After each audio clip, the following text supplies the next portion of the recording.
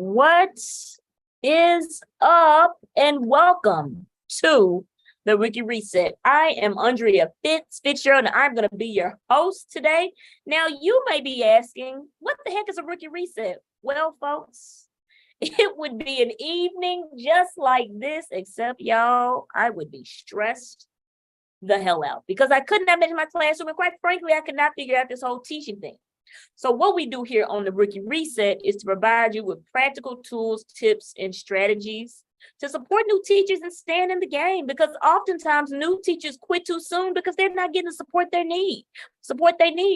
So what we do here is just practical things that you could have did yesterday.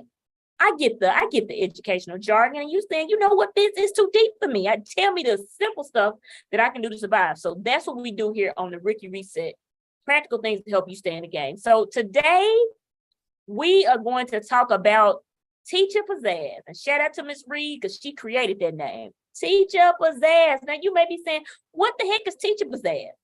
Because let me tell you about Teacher Pizzazz. Now you can have all the structures, you can have all the systems, you can have all the, I know how to teach this thing, blah, blah, blah. But the one thing that you must have is Teach Pizzazz. And Teach Pizzazz is buy-in, creating buy-in. And so today we're going to talk about, how do I motivate students? Because when I first started teaching, listen, y'all, I knew how to write my little lesson plan. I'd go up there and teach. Sometimes I couldn't even get them jokers to pick up a pencil. And I was having a hard time. I was like, how do I get them motivated? How do I get them excited about math? And so I realized that I had to create buy-in.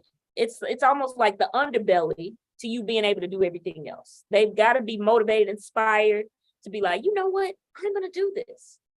And so I want to talk to you a little bit today about that. How do I get them motivated? Now, these are not the only things this why students sometimes do not do it, but in times when I've worked with kids, it's usually came down to a few of these things.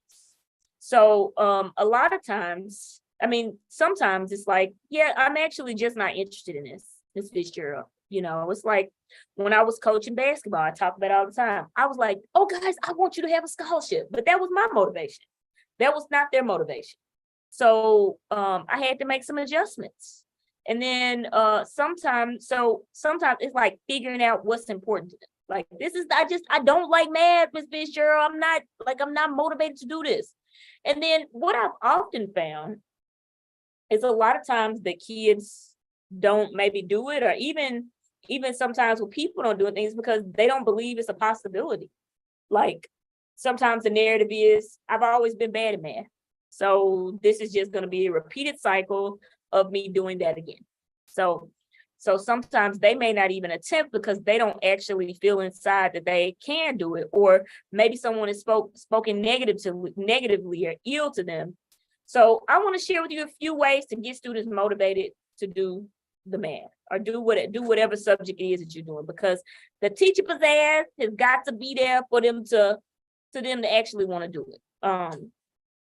And so the question I asked for you, a lot of times, like I said, it comes down to values. Now, I told you last week about how me and my boo, listen, she's a lot neater than me. And we have separate values on that. That's really important to her. Structure, order, not so much. If you saw my desk right now, it's a whole disaster here. But one time she told me, she said, if the house is clean, you don't have to spend as much time doing that. You can focus on other things. And so I was more motivated to do that because she spoke to my values.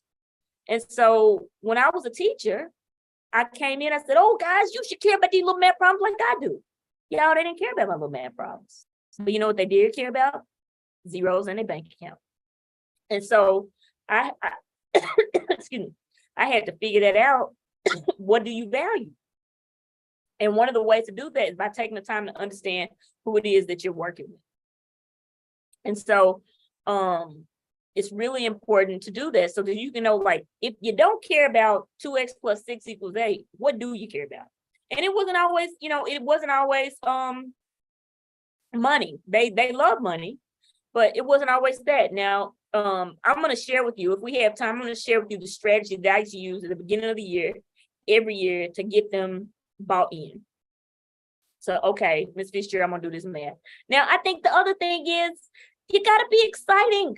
You got to be excited, not that it has to be, not that you have to be like bouncing off the walls, but it's definitely been like, I thought to myself, someone told me this one time, I said, if you bored, they bored too. So you want to make it engaging, exciting, and so that they're actually doing something. I find when I'm doing majority of the talking, sometimes they're not as engaged. I did find that even when I do PDs and stuff like that. So really bringing them into the conversation, I think, is another way to do that. So if you're bored, more than likely they're bored too. Now the other thing, as I spoke to earlier, is that sometimes students don't put forth the effort because no one has spoke positive to them. They don't actually believe it's possible inside. Like, they don't actually believe that. And so a few years ago on the Rookie Reset, we had Dr. Heather Michelle, and she has a PhD around the idea of self-efficacy. She did it on self-efficacy, and she talked about these 4 things that most of the time, like, will empower people to believe in themselves so that they can actually do the thing, So, like I said, most times, or a lot of times, it's not that students cannot do the math. They don't actually believe that it's a possibility that they can. And so I want to share with you 4 ways to make that happen this year. So the first way is mastery experiences. So starting small, getting quick wins, it builds momentum. So for instance, say we're solving 2-step equations, they're like, oh my gosh, well, look, I got this 1 step. Now I got this part. Now I got this part. And so after a while, after you start acquiring more wins, you're going to be like, oh yeah, I could definitely do that. So having success, like, think about something that you're really good at right now. Like, think of something you're like, oh my gosh, I'm so good at this. You got good at it because you had several opportunities to win at it. Like, I became a good basketball player because I had wins along the way. Like, ooh, shoot. Not that I was like the super cold player starting out, but I was like, okay, now I'm using my left hand. All right, now I'm using my right hand. Now I can make a left hand layup. Now I can cross over and finish this way. Now I can shoot a jump shot. Now I can shoot a 3. And so it continued to build and build and build. But those mastery experiences helped me feel more confident as a basketball player. So the same is true in our classes. We want to give students opportunities to get some wins, mastery experiences, because that's what builds their confidence and self-efficacy. Now, the other thing is vicarious experiences. So vicarious experiences are, I see someone who I can relate to doing the thing that I want to do. So when I talk about vicarious experiences, I often think about Jason Gaddis. Jason Gaddis inspired me to work on myself more around relationship and intimacy, because he was on a podcast. When I was listening to one of his podcasts, he was like, yep. He was like, I kept breaking up. He's like, I kept breaking up with my wife before we got married. And I related to that because I had similar challenges. And I said, well, shoot. And now he's like this relationship guru. And that allowed me to see that if he can do it, certainly I can. But seeing someone that you can relate to doing the thing that you want to do inspires you and lets you know that you can do that. And that's really this whole thing I have around Dope Black and Athletic, because I think it's so important that students of color see someone doing the thing that they actually want to do, because oftentimes when people think of mathematicians, they think of some guy in a lab, Einstein, but it's other people that are mathematicians. And so that's the whole thing for me. It's like seeing someone that you can relate to, doing the thing you want to do. Maybe it's my peer, maybe it's my teacher, who knows? But that definitely really, really helps students. I think the other thing is coaching or positive reinforcement. So positive words really go a long way. I believe in you. I think you can do this. it has a huge impact. So that positive reinforcement, even if they are, making mistakes, let them know like, hey, it's okay. So that's another way to build, to get students motivated and they believe that they can actually do it. And I think the last thing that she talked about, which I thought was really impactful, was physiological safety. So when we talk about like coaching, positive reinforcement, physiological safety is knowing that it's okay for me to make mistakes. Like, I know that you're not gonna bite my head off if I mess up. You're gonna give me some love. And so what's love, Fitz? Love is a balance of challenge and support. Yes, I'm going to hold you accountable. Yes, I'm going to challenge you to be the absolute best you, because I believe in you, because I'm coaching you, but I'm also going to support you too. You got to give a little bit of both, because if we're too challenging, we push people away. And if we're too supportive, we enable poor behavior. And so we want to kind of find a balance of both, right? So we want to give students the space and the safety to be their best. Just think about in situations where you don't feel your best or you don't feel safe, no one will ever perform to the level they need to. That's one of the things they talk about in culturally responsive teaching the brain. She says that if a student does not feel safe, they will not learn from it. And so that physiological safety is very important. Now, one of the best ways to create safety is to be authentic, which I talked about last week, but we create safety by being challenging and supportive.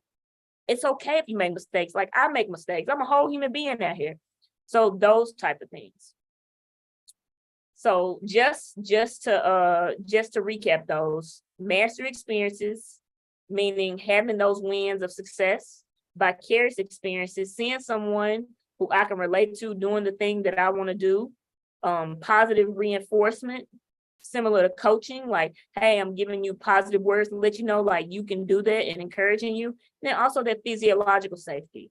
So knowing that it's okay for me to make mistakes, like this is a safe place where I can give my absolute best. And if I fail, that's okay. I know you're going to support me and you're not going to bash my head in if I make a mistake. So those 4 things are very, very important. And especially as you think about, students may have not heard the positive things. They may have not heard someone saying like, I believe in you and all those things. So it's really, really imperative that we provide that for them as teachers. So I want to share with you how did you get the people to buy in? So this is what I used to do, guys. I'm gonna share my little screen and I'm gonna tell you what I used to do. So what I used to do, I would have students, I would write on the board, I would say, if I make $7.50 per hour, how much will I make a week? And I believe it was $1,440. I don't remember my math correctly. If I'm wrong, Lord forgive me, but I believe it was something like that. $440, I think. Hold on, let me use my calculator. Look, I'm over here mathing. So it would be $7.50 times, it was 40 hours a week. Okay, wasn't even that. It was, look, my math real, $300. My bad, look. I done jumped to the next part. Okay, so I make $7.50 per hour. That's $300 per week. Okay. And then I would say, okay, guys, well, I'm making $300 per week. Well, let's say I get a job where I'm making $75,000 per week. How much am I making per week now? And so students, they pull out the calculator, we start adding, doing the math on that. Say, how many weeks in a year? And this is the very beginning of the year. And so we go through that, and they say, okay, see, I knew it was 1,440. So they say, okay, I'm going to make $1,442 per week. And I think the cool thing about this activity is that students, this is something they can relate to. They're like, I mean, of course, right? I want to make more money. So then let's say you get a job and now you're making $750,000 not per week, per year. I'm sorry, it's supposed to be per year. Per year. How much are you making now? And I think it's 14,400 and let me see. 750,000 divided by 52, 14,423. All right. So now I'm making 14,000 per week. So then we move to 7.5 million. All right. How much are you making per week? And then it's 144,000. Let's see, 144,230. Let me see.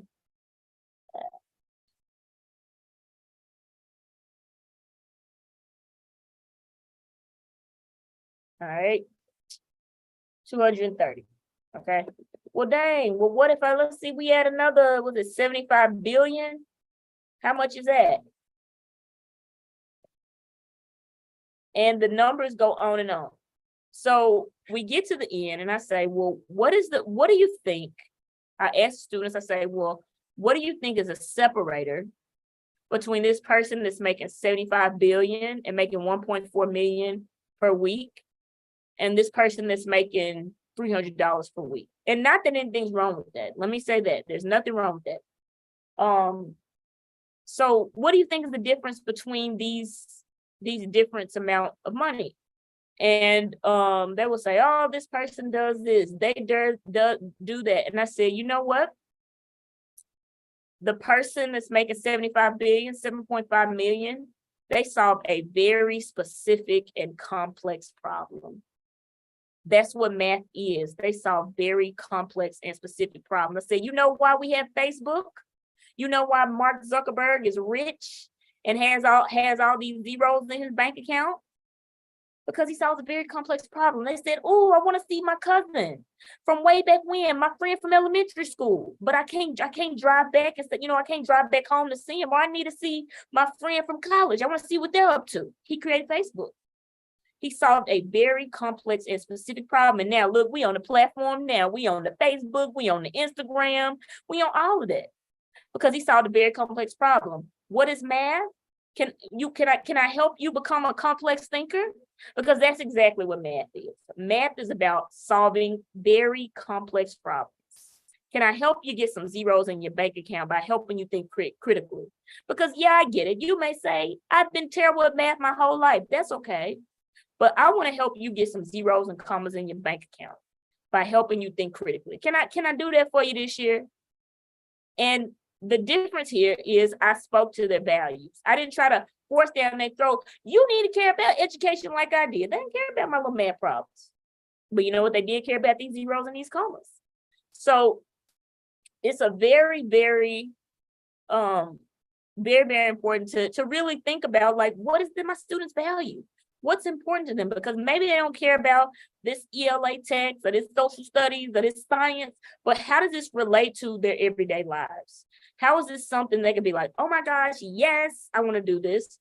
Because sometimes students, they don't see it in themselves yet. Like they don't see how brilliant and amazing they are. And as teachers, I think our role is to light that fire within them, to help them see that within themselves. So thank you all so much for tuning in. I appreciate y'all. If you know a new teacher, you like, you know what she needs, he or she, whoever needs to hear this message, send it to them. Send it to them. Share this video right now, because we really, it's my goal to support as many teachers as I can. I've been in some of the Facebook groups and I continue to see, what should I be doing right now, Fitz? What should I be doing? How should I be getting better? What should I be working on before the year starts? And it's different things like this, knowing how to motivate your kids, because you're going to have the lesson plan, boo. You're going to have all that, but you got to be able to create that buy-in. You got to create it from the beginning. And I think another way to do that also is creating conditions where learning can take place. I think that's another part to keep people motivated as well. So thank you all again for tuning in. Get out there this week and do your new teacher push-ups. Thank y'all. And that's my time. And I'm out.